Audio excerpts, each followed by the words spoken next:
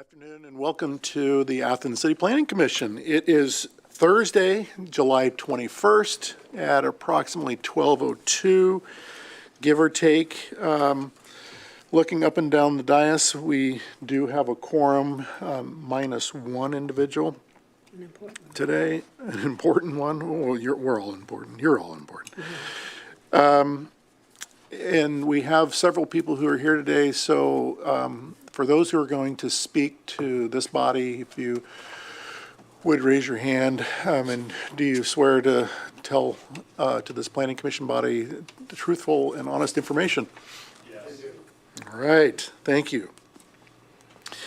Disposition of minutes, we have the June 16th, 2020 minutes. And on this one, everyone but Commissioner Phillips can vote on this, actually, yeah, for the first one. So hopefully everyone has had a chance to look it over. I did. It was a very good meeting. Very good meeting, all right. Anyone like to I make will move that we accept the minutes for the June 16th meeting as presented. Second. All right. Any discussion? Hearing none, all in favor signify by saying aye. Aye. Opposed, same sign. On to the July 7th meeting minutes, and this would be, again, John, Nancy, and Austin can all vote on this one. So, I vote to approve the minutes. Second. any discussion? Hearing none, all in favor signify by saying aye. Aye. Opposed, same sign. All right. Both minutes have been approved. Cases, we have one case today, and this is case number 2202. Kershaw Green Phase 3 and Phase 4 on State Route 682. Director Riggs, do you want to kick us off? Yeah, we've reviewed these plans for Phase 3 and Phase 4. We just had a few comments, as you can see on the memorandum that I submitted to you. We asked that the developer provide a letter committing contributions to the city for the bike path spur on the proposed development. The reason we want to do this is we want to make sure that there's pedestrian access to this property back across State Route 682. And I know that our Public Works and Engineering Department has been working on getting crossing across the railroad tracks on 682 to provide a pedestrian access for that as well. We'd also like to ask that the developer complete all the comments that are in the engineering comments attached. I think they've done most of that. And then the third thing is that the Athens Shade Tree Commission didn't meet in July, so they'll be meeting August 11th, and I'd like for them to review and approve these, or recommend approval for these plans. We would recommend to the body that this case be approved contingent upon those stipulations. Okay. Would anybody from the Woda Group want to speak to the group? To the commission? Hi. Hi. Again, my name's Tom Simons. We're fine with all these different comments and understand them. Actually, I told David on the first one, I spoke with our attorney on the way down, told him to have the agreement on the bike path down here at least by next week at the latest. So that'll be taken care of. And again, we're working through the comments. We believe we've addressed most of the engineering comments. There may be a couple we haven't received yet that we're going to address also. So just really, we're here with the architect, and I have the engineer here if anybody had any further questions since our last meeting. Any questions from the commission? I just have a comment. I think this is an excellent site to do housing. It's close to the city. It connects up into the utility systems and everything. We don't have all this extension of utilities, and I really think this is a good development for that site. The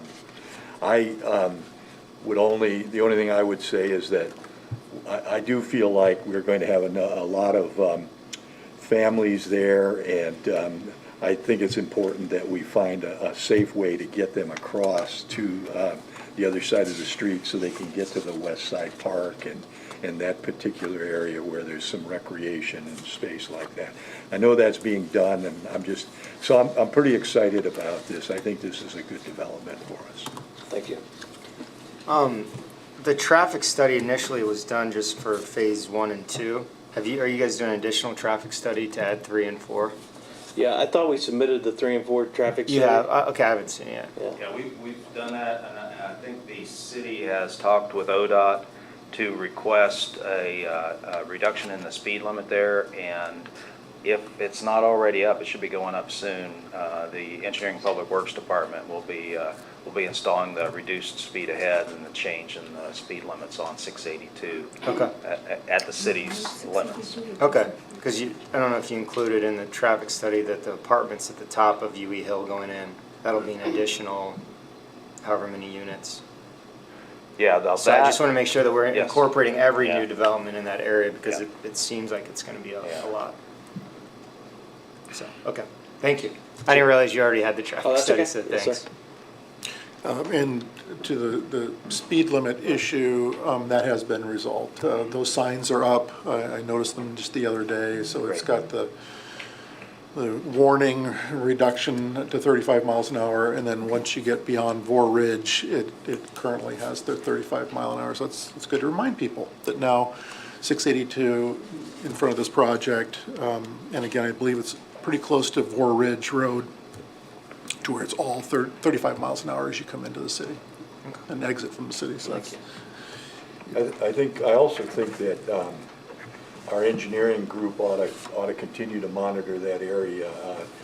Just as Austin had said, with new units going on at University Estates, probably other houses and things, we need to really look at that area because I think it's going to be a difficult and congested area, and so we need to watch that. There may at some point be needs for deceleration and acceleration lanes and things of that nature. And it may be complex to do that, but we ought to be looking at all of that now. wonderful. Any other questions for the Voda Group? No, this is great. I concur. I will say, we just caught wind that there's some new federal funding coming out for pedestrian passageways, active transportation, and so internal conversation, and I'll just say it as internal, we're interested in looking at some of these newer programs from the Fed to possibly have a safer passageway to get to Morrison Gordon Elementary too. So I think, because I'm sure there's going to be a lot of children, or potentially a lot of children in this development that will be within that Morrison Gordon Elementary School footprint, and for us to be smart and plan ahead as to what we can do to potentially put a sidewalk that'll get from the 682, 56 area out to Morrison Gordon would be awesome, but who knows? We'll have to see how that funding mechanism works. All right. Since this is a case, then we will need a motion to approve to the Planning Commission.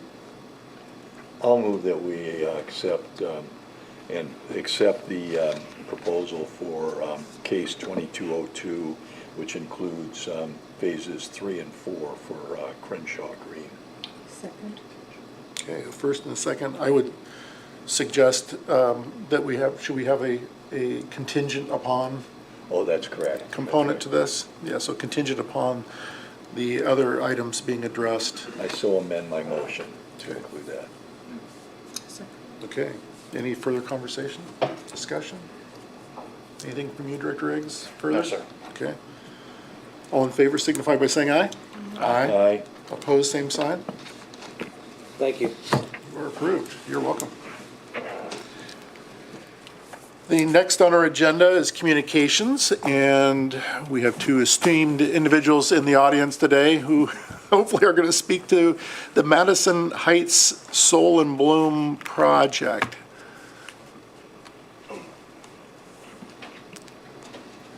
John, if you would just state your name. Yes, John Soul, with Diversified Properties of Athens, Ohio.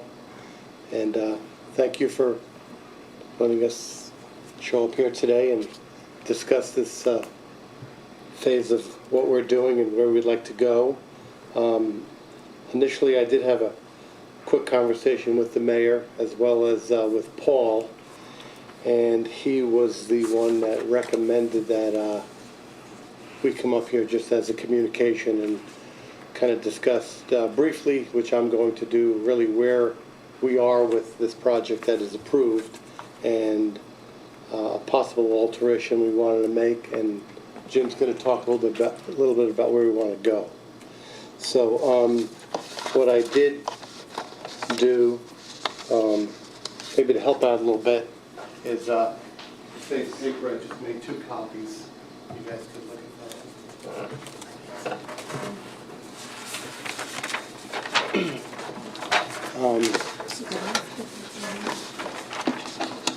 What I've got there on that first page is the actual approved Madison Heights minor subdivision.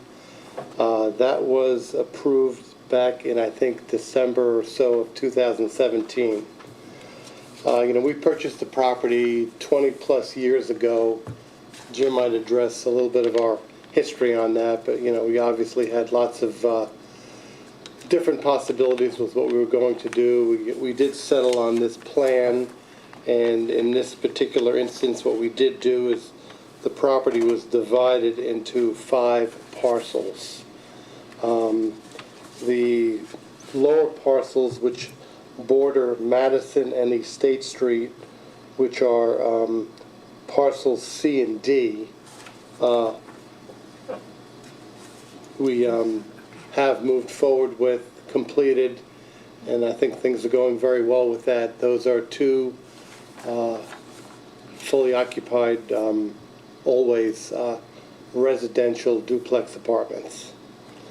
And then in the back, along the kind of the easement road, which I'll talk about in a second, there are 2 lots, which is parcel number A and B.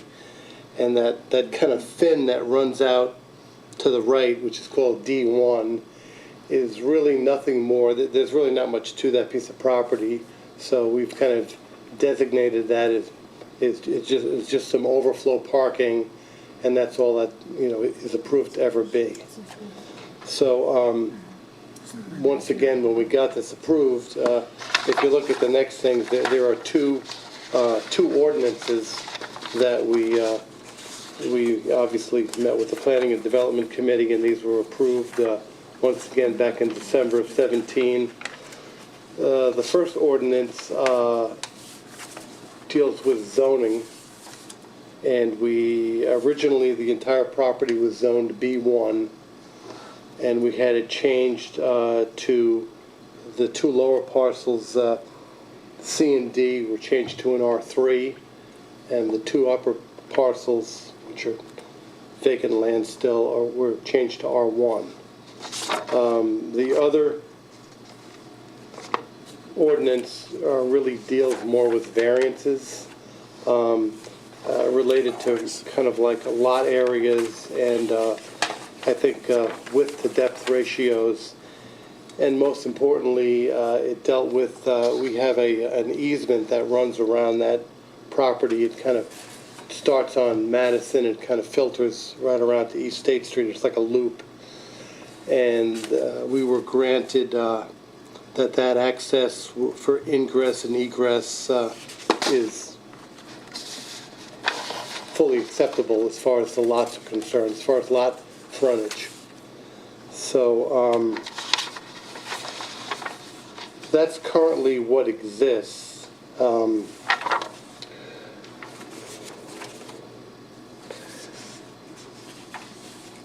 What we're asking for today, and Jim's going to talk about it, is that actual plat that you see that is approved. We are not asking for any changes at all with that plat.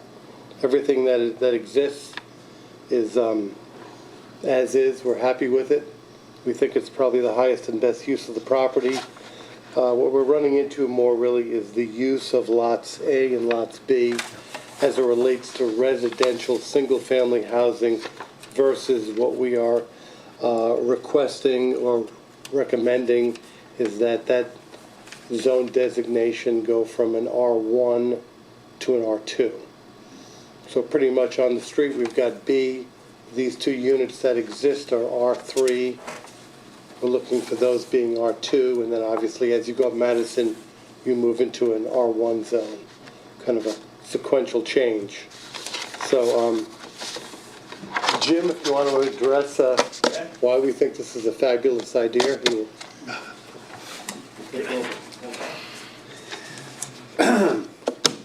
Jim Bloom, Diversified Properties. Going to apologize, Nancy, because we've only had 15 different meetings with the Planning Commission and Council regarding this property over 20 years. It's always a pleasure. Yes, so sorry to bore you with this, but really, John's talked about the meat and potatoes of what's going on. Y'all know that our original approval there, after we bought the property, was for a 29-unit, 3-story apartment building with underground parking, which we determined was sort of an exorbitant undertaking in that location. So that led to numerous, again, the history is there were numerous incantations of what and we had approvals along the way, but we, ultimately ended up where we are. We used, the comprehensive plan was really relied upon as far as providing affordable housing choices in a location that, abuts, primarily an R1 residential neighborhood. It's walking distance to town and the university, which made it interesting to potential occupants. The location is virtually, there is one single family residence in the loop there, which was the original single-family home that belonged to the owners of the Athens Flower Shop, and that was sold, and there's a family that lives there that are our neighbors that we have, made every effort to work with, and I think we have a good relationship with them. All the other property inside and abutting that loop are non-owner occupants. They're they're in varying forms of condition, I would say.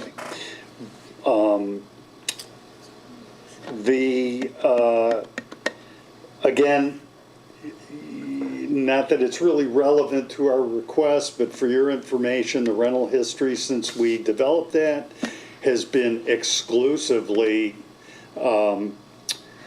entry-level OU folks and primarily graduate and PhD students. It's a little bit off the beaten path, therefore it's a little quieter.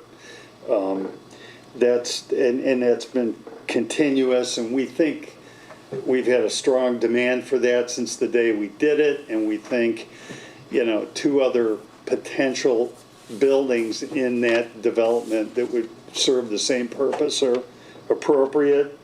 When we talk about highest and best use,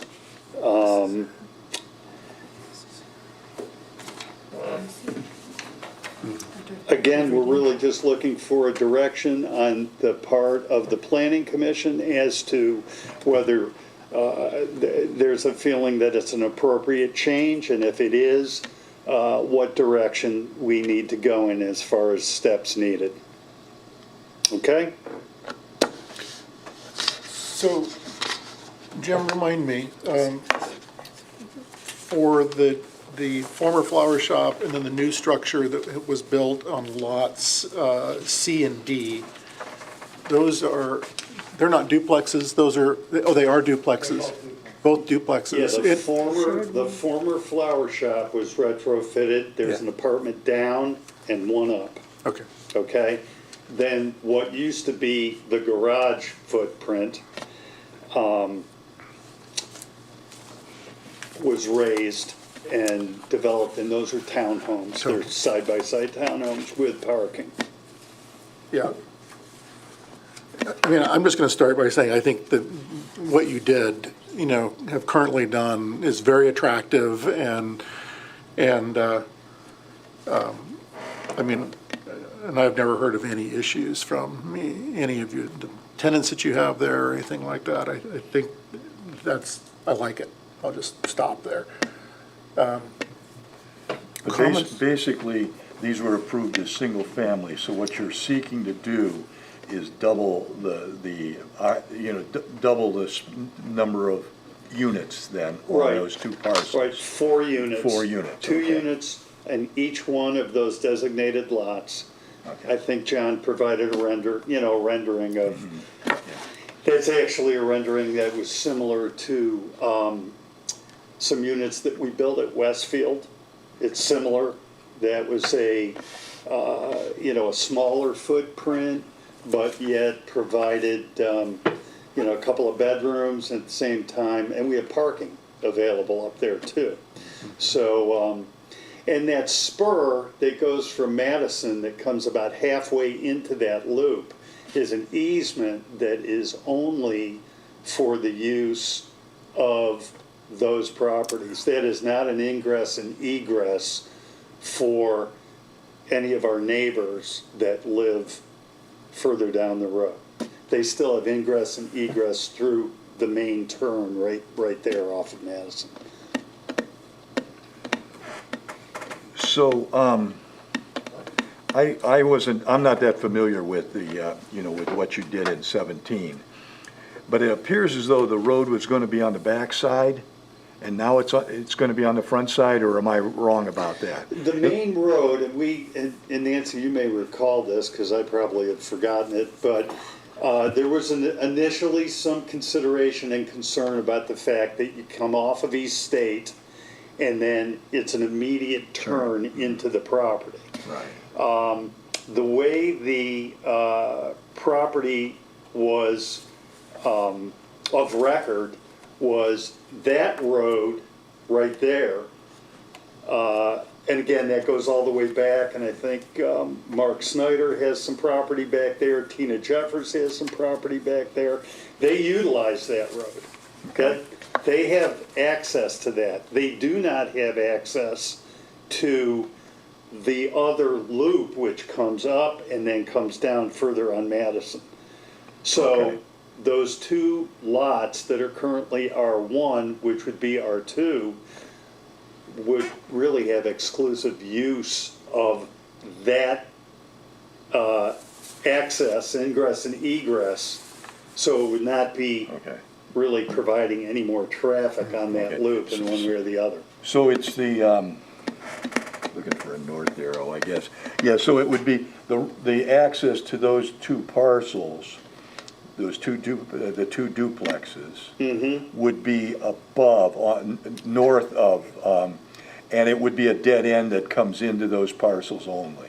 It's not gonna be, no, it's not gonna be a dead end. Okay. But it is inherent that the use of that is only to those parcels. In other words, there's no other Okay. people coming in and driving through there to go back. I mean, we're not going to, Right. put posts or a blockade up, but that is only utilized for the property that we have there. It's not accessible per record to anybody else back there. Okay, okay. And that was an issue, the development of that property initially and some of the discussions we had were about, creating good access in and out of there and having concerns about traffic coming off East State, but we've been, it's been fine. So then the request would be to rezone this to R2. And the question I have with these two units, again, would these be maintained within your management as rental units, or would you sell them as privately owned townhouses? Or- Either is possible. Candidly, either one would be possible. They would have to be sold as two side-by-side units per lot. In other words, there's not a zero lot line Right. as there is at East Meadow or any of the other, multifamily stuff that we've done. Westfield? Westfield, thank you. It's what happens with age. So,